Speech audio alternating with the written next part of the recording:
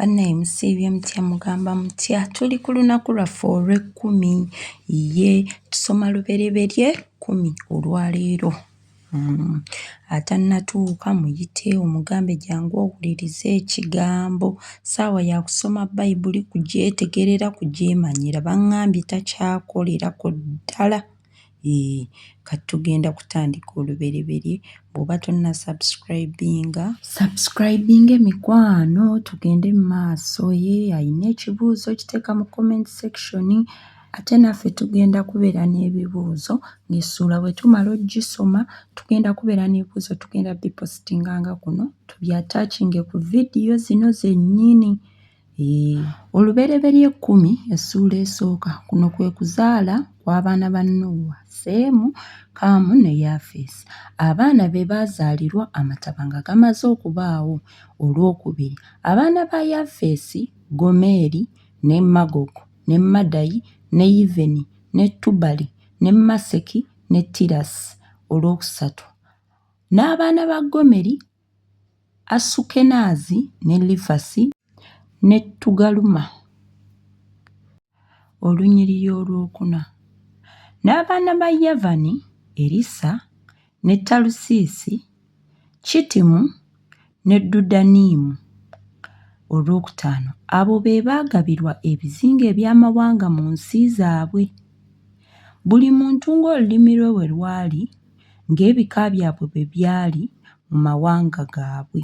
Olw'omukaaga, n'abaana ba Kaamu, Kuusi ne Mizulayimu ne Puuti ne Kanani. Olw'omusanvu,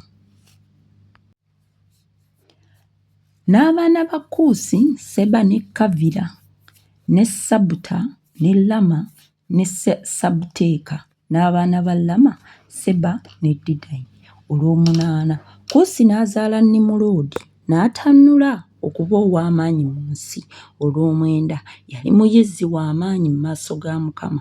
Kyekiva kyogerwa nti nga Nimuloodi omuyizzi ow'amaanyi mu maaso ga Mukama. Baddiya musubscribinge, mulayikinge, mukomentinge. Tugenda ku lwa 10. Olw'ekkumi, n'okusooka kw'obwakabaka bwe kwali Baberi ne Ereki ne Akudi ne Kalune ne mu nsi Sinali. Olw'ekkumi-n'emu, n'ava mu nsi omwo n'agenda mu Bwasuli n'azimba Nineeve ne Lekobosiyira. Amannya gali wano. Ne Kala. Olw'ekkumi-n'ebbiri, ne Leseni ekiri wakati wa Nineeve ne Kala. Ekyo kye kibuga ekinene gye bayita capital city. Olw'ekkumi-n'essatu, Mizulayimu n'azaala Ludimu ne Anamimu ne Lekabimu ne Nafutukimu. Tugenda ku lwa 14. 14, ne Pasulusiimu ne Kasulukimu omwava Abafirisuuti ne Kafutoliimu. 15, Kanani n'azaala Zidoni omubereberye we ne Keesi. 16, Omuyebuusi n'Omwamoli n'Omugirugaasi. 17, n'Omukiivi n'Omwaluki n'Omusiini. 18, n'Omwaluvada n'Omusemaani n'Omukamasi n'ebika by'Omukanani ne biddirira abo okubuna. 19, n'ensalo y'Omukanani yava mu Zidoni ng'ogenda e Gerali n'etuuka ku Gaaza, era yatuuka ku Lasa ng'ogenda e Sodoma ne Ggomola ne Aduma ne Zeboyiyimu. 20, abo be baana ba Kaamu, ebika byabwe nga bwe byali, n'ennimi zaabwe mu nsi zaabwe mu mawanga gaabwe.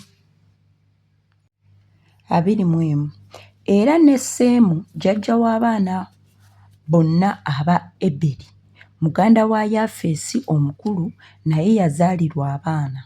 Abaana ba Seemu, Eramu ne Asuuli ne Alupakusaadi ne Ludi ne Alamu 23, n'abaana ba Alamu Wuzi ne Kuuli ne Geseri ne Masi 24, ne Alupakusaadi n'azaala Seera, Seera n'azaala Eberi 25. Eberi n'azaalirwa abaana babiri, erinnya ly'omu Peregi, kubanga mu nnaku ze ensi zonna mwe zaagabirwa, n'erinnya lya muganda we Yokutaani. Yokutaani n'azaala Alumodaadi ne Serefu ne Kazalumaveesi ne Yera 27, ne Kadulaamu ne Wuzali ne Dikula 28, Ane Obali ne Abimayeeri ne Seba 29, ne Ofiri ne Kavira ne Yobabu, abo bonna baana ba Yokutaani. N'ensi gye baatuulamu yava mu Mesa n'egenda e Serali ku lusozi lw'ebuvanjuba 31.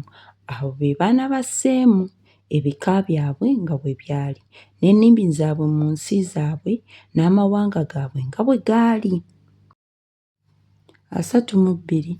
Ebyo bye bika by'abaana ba Nuuwa ng'okuzaalibwa kwabwe bwe kwali mu mawanga gaabwe, era mu abo mwe mwava amawanga okwawulirwa mu nsi amataba nga gamaze okubaawo. Ndowooza mukitegedde. Amawanga gatandikawo nga mulembe gwa Nuuwa amataba gamaze okubaawo, era mu baana ba Nuuwa mwe muva amawanga gonna mu nsi. Ate nno mulowooza lubereberye 10 takomyawo? Bannayye tunaddamu okulabagana mu lubereberye 11. Oba tonna subscribinga.